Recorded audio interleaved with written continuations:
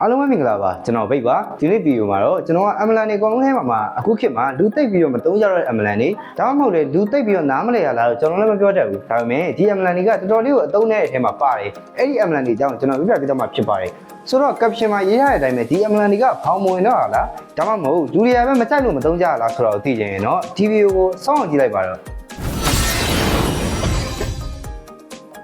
ပထမဆုံးလူသုံးနေတဲ့အမလန်တစ်ခုကတော့ပိုးရွာဆက် together လို့ခေါ်တဲ့ sport အမလန်လေးပဲဖြစ်ပါတယ်ဒီအမလန်ကိုဘယ်တော့အနေနဲ့ယူရမယ်ဆိုရင်တော့ကိုယ့်ရဲ့ battle spare ကိုတန်းကို12ရာခိုင်နှုန်းရှေ့ချပြီးမှဖြစ်ပါတယ်ဒီနေရာမှာ12ရာခိုင်နှုန်းရှေ့ချပြီးမယ်ဆိုပေမဲ့ bro အနေနဲ့ K တကောင်ဒါမှမဟုတ်လေ asset တစ်ခုရတိုင်းမှာ1ရာခိုင်နှုန်းစီတိုးပြီးမှဖြစ်ပြီးတော့ bro အနေနဲ့လည်း 830 စုလို့ရမှာပါဆိုတော့12ရာခိုင်နှုန်းရင်ကိုက 830 ပြရမယ်ဆိုရင်20ရာခိုင်နှုန်းမှာကျွန်တော်တို့က quarter reduction ကိုရရှိမှာပါဆိုတော့20ရာခိုင်နှုန်းဆိုတဲ့ပမာဏက battle spare အတွက်ဆိုရင်တော်တော်လေးကိုများတဲ့ပမာဏလို့ပြောလို့ရပါတယ်အခုကျွန်တော် bro တို့ဒေချာလေးနားလည်အောင်လက်တွေ့ပြပါမယ်ဒီမှာဆိုရင်ကျွန်တော်အနေနဲ့ပူးရဆက်တူရတာအမလန်ကိုယူထားပါတယ်ဖလကားရဲ့ကော်တောင်းကပူးရဆက်အမလန်ကိုမယူထားဘူးဆိုရင်120ထီကိုကြာရှိမှဖြစ်ပြီးတော့ကျွန်တော်အနေနဲ့ပူးရဆက်တူရတာဆိုတဲ့အမလန်ကိုယူရမယ်ဆိုရင်တော့105.6ဆိုပြီးတော့အဲ့လောက်ပဲကြာရှိမှဖြစ်ပါတယ်ဆိုတော့15စက္ကန့်တောင်မှကျွန်တော်တို့ကအာလီဂိမ်းမှာရမယ်ပေါ့နော်ဒါမှမဟုတ်မဟုတ်သေးဘူးဗျာဖလကားတစ်ခုရဲလည်းမဟုတ်ဘူးကွန်စီကိုသုံးလိုက်မယ်ဆိုရင်လည်းကွန်စီရဲ့ကော်တောင်းကပုံမှန်ဆိုရင်80စက္ကန့်ကြာမိမှဖြစ်ပြီးတော့ပူးရဆက်တူရတာအမလန်ကိုယူထားမယ်ဆိုရင်တော့80စက္ကန့်ပဲကြာရှိမှဖြစ်ပါတယ်ဆိုတော့ဒီလောက်နဲ့မဟုတ်ဘဲနဲ့ကျွန်တော်အနေနဲ့ K ရဲ့ stat တွေအပြည့်နဲ့ဆိုရင်ဖလကားရဲ့ကော်တောင်းကဘယ်လောက်ကြီးရောက်သွားမလဲဆိုတာကိုကြည့်လိုက်ရအောင်ဒီမှာဆိုရင်ကျွန်တော်အနေနဲ့ K ကို 8K ထိအောင်ရပြီဖြစ်တဲ့ကြောင့်မလို့ 8 step ပြည့်နေပြီဖြစ်တဲ့အတွက်ဖလကားရဲ့ကော်တောင်းကဆိုရင်လည်း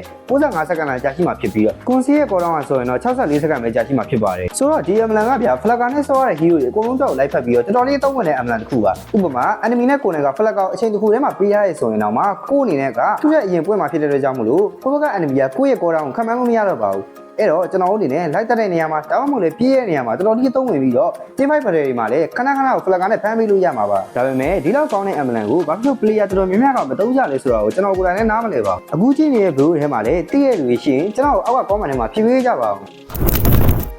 းနောက်ထပ်လူတွေတိတ်မသုံးကြတဲ့ ambulance လေးကတော့ဘာဂိမ်းရတာဆိုရဲဟောဒီက ambulance လေးပဲဖြစ်ပါတယ်ဒီ ambulance လေးကတော့ရွေးရှင်းပါတယ်ဘယ်တော့အနေနဲ့ဒီ ambulance လေးကိုယူရမယ်ဆိုရင် item တွေကိုဝယ်တဲ့နေရာမှာ item တွေရဲ့ဈေးကို95ရာခိုင်နှုန်းနဲ့ဝယ်လို့ရမှာဖြစ်ပါတယ်ပြောမယ်ဆိုရင် item တွေကို900ခန့်တော့ discount နဲ့ bro အနေနဲ့ဝယ်ယူရမှာဖြစ်ပါတယ်။မျက်လုံးနဲ့မြင်အောင်လို့ပြရမယ်ဆိုရင်တော့ကျွန်တော်အနေနဲ့ဒီမှာအမလန်ပါနဲ့မပါတာကို bro အနေနဲ့တေချာကြည့်လို့ရအောင်လို့ရှင်းပြထားပါတယ်။ဒီနေရာမှာကျွန်တော်အနေနဲ့ဘာကိန်းရတာဆိုတဲ့အမလန်ယူရမယ်ဆိုရင် discount က900ခန့်တော့မရရဲဆိုပေမဲ့အဲ့ဒီ900ခန့်တော့ဆိုတာက Ali Gamers Man တွေတော်တော်ကြီးသုံးဝင်ပါတယ်။ဒါပေမဲ့ဒီအမလန်မှာတော့အားနည်းချက်လေးတစ်ခုရှိပါတယ်။သူ့ရဲ့အားနည်းချက်ကဘာလဲဆိုရင်ကျွန်တော်အနေနဲ့ leg game item စုံသွားတဲ့အချိန်မှာဆိုရင်ဒီအမလန်ကသုံးစားမရတော့ပါဘူး။ပြီးကြတဲ့အတိုင်း item ကို discount ပေးရဲ့အမလန်ဖြစ်တဲ့ကြောင့်မလို့ကျွန်တော်တို့မှာဝယ်စရာ item မရှိတော့ဘူးဆိုရင်တော့ဒီအမလန်ကဖုတ်သွားပါပြီ။ကျွန်တော်ဒီအားနည်းချက်ကြောင့်ပဲဒီအမလန်ကိုလူသုံးနေတယ်လို့ထင်ပါတယ်။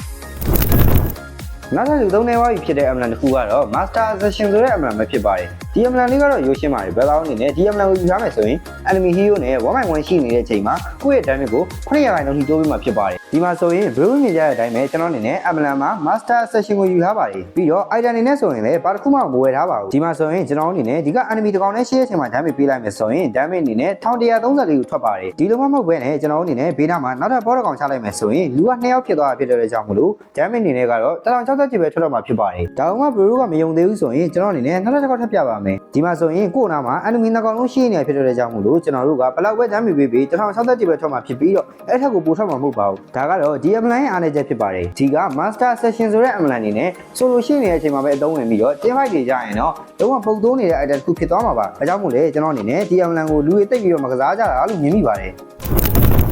နောက်ထပ်လူသုံးနေတဲ့အမလန်တစ်ခုအနေနဲ့ကတော့ Warcry ဆိုတဲ့အမလန်ပဲဖြစ်ပါတယ်ဒီက Warcry ဆိုတဲ့အမလန်လေးကတော့ကျွန်တော်အနေနဲ့ဘေးတစ်ထက်3ချက်ဒါမှမဟုတ်လဲ spare 3ခု3ပြီးရိုက်မှာကိုယ့်ရဲ့ damage ကို800ရာခိုင်နှုန်းထိတိုးမြင့်ပေးတော့မှာဖြစ်ပါတယ်ဒီလို800ရာခိုင်နှုန်းတိုးမြင့်ပေးရကလည်း6စက္ကန့်တိတိကြာမြင့်မှာဖြစ်ပြီးတော့ Bella အနေနဲ့ဒီက passive ကိုသုံးပွားပြီဆိုရင်တော့နောက်ထပ်6စက္ကန့်အတွင်းမှာပဲ passive ကိုထပ်ပြီးသုံးရမှာဖြစ်ပါတယ်ဆိုတော့ဒီအမလန်ရဲ့ကိုတောင်းက6စက္ကန့်နဲ့ဆိုတော့တော်တော်ကြီးနည်းတယ်လို့ပြောလို့ရပါတယ်ဒီမှာဆိုရင်ကျွန်တော်အနေနဲ့ဒီက damage ပုတ်ကို damage 3ချက်ပေးလိုက်ပြီဆိုတာနဲ့ Bella အနေနဲ့အောက်မှာမြင်ရကြရတဲ့ damage Warcry ရဲ့ passive လေးကပေါ်လာမှာဖြစ်ပါတယ်ဒီလိုပေါ်လာတဲ့ပတ်စစ်လေးကအခုလိုမျိုး6စက္ကန့်တိတိအပြည့်လဲယူသွားပြီဆိုရင်တော့နောက်တစ်ခါထပ်ပေါ်လာမှာဖြစ်ပါတယ်ဒါကတော့ကိုယ်တော်ကြနေရပါဒီချိန်ထဲမှာဆိုရင်တော့ကျွန်တော်တို့ရဲ့ damage ကိုတိုးမြင့်ပြီးမှမဟုတ်ဘူးလို့မျိုးပတ်စစ်ကိုလည်းသုံးရမှာမဟုတ်ပါဘူးန နောက်ထပ်အမလန်တစ်ခုကတော့ temporary range ဆိုတဲ့အမလန်ပဲဖြစ်ပါတယ်ကျွန်တော်အနေနဲ့ဒီအမလန်ကိုယူရမယ်ဆိုရင်တော့ edit သုံးလိုက်ရတယ်ကိုသုံးလိုက်တဲ့ spell တွေအကုန်လုံးရဲ့ cooldown ကို 1.5 second ထိရှော့ပြီးမှဖြစ်ပါတယ်ဒီလိုရှော့ပေးနေတာကလေ4 second ထိကြာပြီးမှဖြစ်ပါတယ်ဒါတွေမကသေးပဲနဲ့အဲ့ဒီ4 second တွေမှာကျွန်တော်တို့ကကေးရလိုက်မယ်ဆိုရင်တော့နောက်ထပ်2 second ကိုတိုးမြင့်ပေးမှဖြစ်ပြီးတော့ကိုကေးရရင်ရတော့တိုးမြင့်ပေးနေအောင်မှာပဲဖြစ်ပါတယ်ဒီမှာဆိုရင်ကျွန်တော်အနေနဲ့အမလန်မသုံးထားဘူးဆိုရင် skill 2ရဲ့ cooldown က5 second လောက်ကြာရှိမှဖြစ်ပြီးတော့ skill 1ရဲ့ cooldown ကဆိုရင်တော့9 second ထိကြာပြီးမှဖြစ်ပါတယ်ဒီမှာကျွန်တော်အနေနဲ့ edit ကိုသုံးလိုက်လို့ temporary range ဆိုတဲ့အမလန်လေးရဲ့အဖက်ကပုံသွားမယ်ဆိုရင်တော့ skill 2ရဲ့ cooldown က2 second ပဲကြာရှိမှဖြစ်လို့ဒီလိုမျိုး skill 1ရဲ့ cooldown ကဆိုရင်လည်း3 second ခွဲပဲကြာရှိမှဖြစ်ပါတယ်ဒီအမလန်ကိုလူသုံးနေရတဲ့အကြောင်းရင်းကိုတော့ကျွန်တော်အနေနဲ့ hero ရဲ့အကြောင်းလိုပဲထင်ပါတယ်ဥပမာ join လို hero မျိုးကို temporary range ဆိုတဲ့အမလန်နဲ့ဆော့မယ်ဆိုရင် edit ဖွင့်လို့အမလန်ကတော့ပွင့်လာတယ်ဆိုပေမဲ့ join မှာက edit ဖွင့်သွားပြီဆိုရင်စပယ်အနေနဲ့ကဘာမှရေးရ300မရှိရဖြစ်တဲ့အကြောင်းမလို့ဒီအမလန်က join လို hero မျိုးနဲ့သုံးမယ်ဆိုရင်တော့အသုံးဝင်တဲ့အမလန်တစ်ခုဖြစ်ပါတယ်နောက်ထပ်လူသုံးနေသွားတဲ့အမလန်တစ်ခုကတော့ killing spree ဆိုတဲ့အမလန်လေးပဲဖြစ်ပါတယ်ကျွန်တော်အနေနဲ့ဒီအမလန်ကိုယူထားမယ်ဆိုရင်တော့သူ30ရာခိုင်နှုန်းရောက်နေတဲ့ enemy ကို damage ပေးလိုက်မယ်ဆိုရင်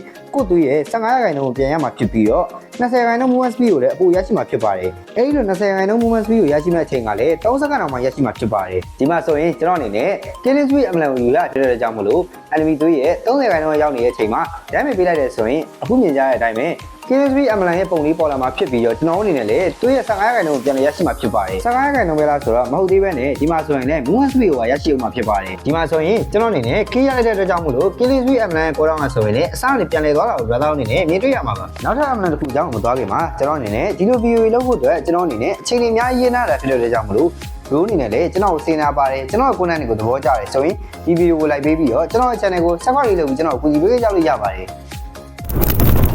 နောက်တစ်ခုသုံးနေတဲ့အမလန်တစ်ခုကတော့ focusing mask ဆိုတဲ့အမလန်လေးပဲဖြစ်ပါတယ်ဒီအမလန်ကိုတော့ကျွန်တော်အနေနဲ့ support တွေတက်နေမှာပဲအများဆုံးတွေ့ရပါတယ်ဒီအမလန်ကိုယူရမယ်ဆိုရင်တော့ကျွန်တော်တို့က enemy ကို damage ပေးလိုက်မယ်ဆိုရင်ကို teammate တွေရဲ့ damage ကို6ရာခိုင်နှုန်းတိုးမြင့်ပေးတော့မှာဖြစ်ပြီးတော့ movement speed ကိုလည်း10ရာခိုင်နှုန်းထိကို3စက္ကန့်တိတိတိုးမြင့်ပေးတော့မှာဖြစ်ပါတယ်ဒါကြောင့်မို့ဒီအမလန်ကိုတော့တော်တော်များများတက်နေ support တွေကမကန်ကြပါဘူးဘာဖြစ်လို့လဲဆိုတော့ကိုယ့်အတွက်ဘာမှမရလို့ပါဆိုတော့ကျွန်တော်ဒီနေ့လူသုံးတဲ့အမလန်တွေအကြောင်းဗီဒီယိုလေးကတော့ဒီလောက်ပါပဲ brother အနေနဲ့ရောဒီအမလန်တွေကဘောင်ဝင်လို့လူတွေမသုံးကြတော့လားဒါမှမဟုတ်အချို့နေရာတွေမှာပဲအားနည်းချက်တွေရှိနေတော့မသုံးကြလားဆိုတာကိုကျွန်တော်ကို comment ထဲမှာရေးပေးကြပါအောင်ကျွန်တော်ဖိတ်ပါနောက်ပြီးမှပြန်တွေ့ပါမယ် subscribe လုပ်ထားဖို့မမေ့ပါနဲ့